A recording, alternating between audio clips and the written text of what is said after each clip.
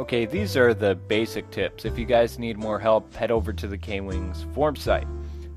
Ah yes, the money tree. And people say money doesn't grow on trees, not in Animal Crossing. However, there's a slight risk, just a small one. The more money you put in the ground, the more likely it will grow. But if you put in, say, 30,000 bells, then it's less likely you're going to lose 30,000 bells. It's based on a percentage, you see. Now, turnips have always been the way about making a boatload of money. Same thing in this game. In order to do this, you have to sell turnips at a friend's town over the Nintendo Wi-Fi connection that pays well for imported turnips. You can also sell imported fruit for 500 bells and plant the fruit in your town and so forth and so on. Now, cataloging items is so cool and easy. All you do is ask your friend if you can catalog their item. If they say yes, all you do is pick up an item and then drop it. As soon as you do that, the item has been cataloged. Sweet! That way you can get the same items as your friends unless they're hacked items. Once you get back to your town, go see Tom and order off the catalog. The possibilities are endless. Here you go, peoples. I hope that helps you in City Folk. My biggest gripe with this game is I cannot collect NES games anymore. I really miss that because it was so cool to play full NES games. Online play may be great and all, but you can only do a couple things online. Unlike this commercial made me and my wife think that our friends could visit the city when you cannot. The city is connected to WeConnect 24, but nobody can go there at the same time. The city itself is nothing really new, and I mean that.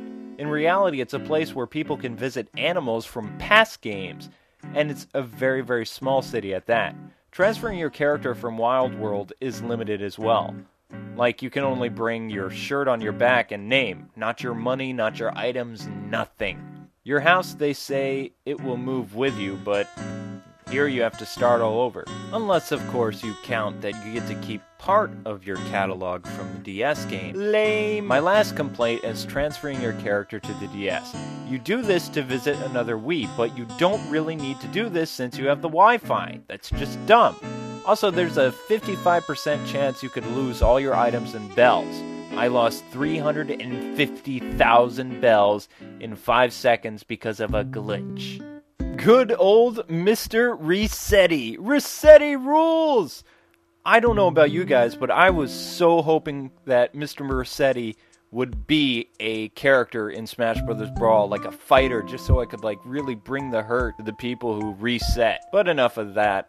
I mean, the guy is just awesome, especially here. He's talking about ninjas. Ninjas! I know I'm gonna sound like a broken record, but everybody in Animal Crossing seems to love fishing. And what's great about Animal Crossing is it's so simple. The thing that my wife really likes about this game is the ability to design stuff, from wallpaper to just about anything else. She especially loves making t-shirts, and she made a really cool official K-Wing official t-shirt. Now, K-Wife really likes the Pro Design. Now, Pro Designs are new. What a Pro Design is you no longer have to worry about when you design something having the pattern repeat. What you have the ability to do now is design the sleeves, the back, and the front of the shirt separate, and then make this really awesome costume, etc., etc. We also like the ability to make our own town theme, which has always been a really cool thing about Animal Crossing. And if you want to copy the above theme, it's the beginning of the Chrono Trigger thing. I really like the ability to wear a Mii mask. I think that is really cool because I never personally liked the actual player character designs, and the fact that I get to put myself into the game just made it much more enjoyable for me. However, what sets this game apart from the other online games is We Speak. Never has it been this much fun to talk to your friends in your living room. We Speak has really raised the bar in technology, and it's just really great.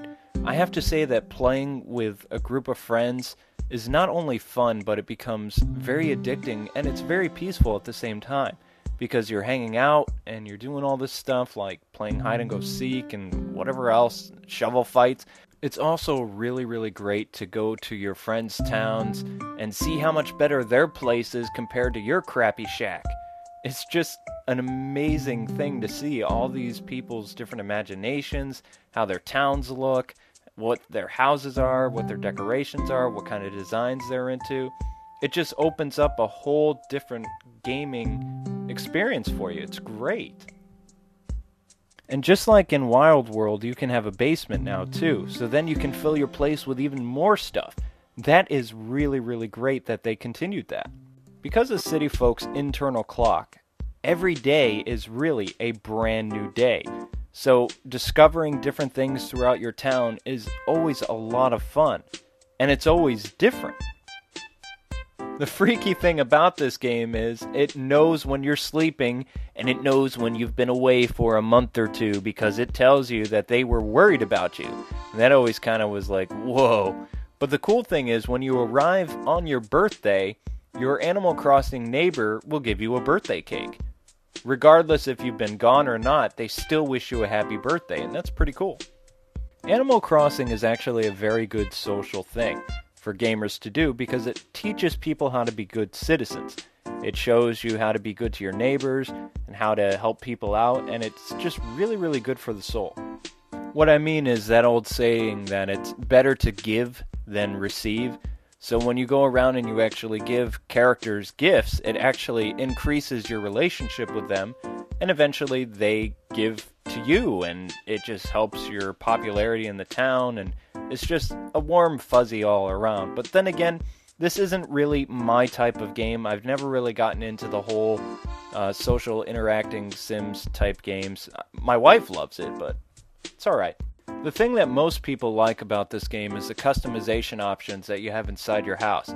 You can decorate it, design it, do whatever you want to it, and it's only limited to your imagination, which is just very, very great for anybody playing this game.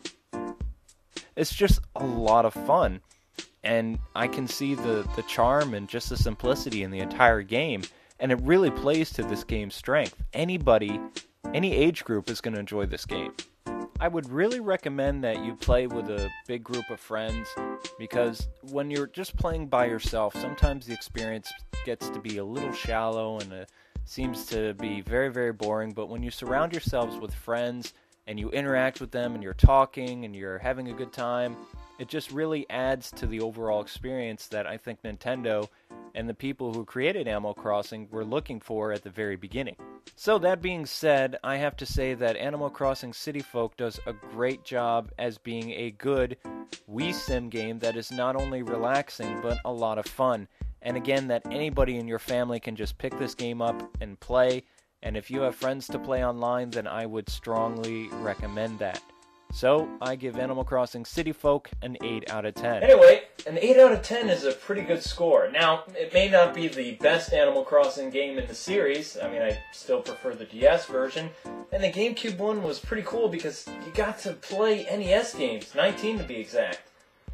Anyway, an 8 out of 10 is a pretty good score. And before I close, Beltree, thank you so much for allowing me to come see some of your towns. I'm not going to name your names because there are so many of you guys, but God bless and happy gaming. You guys, thank you so much for watching. This is Kwing saying, until the next time.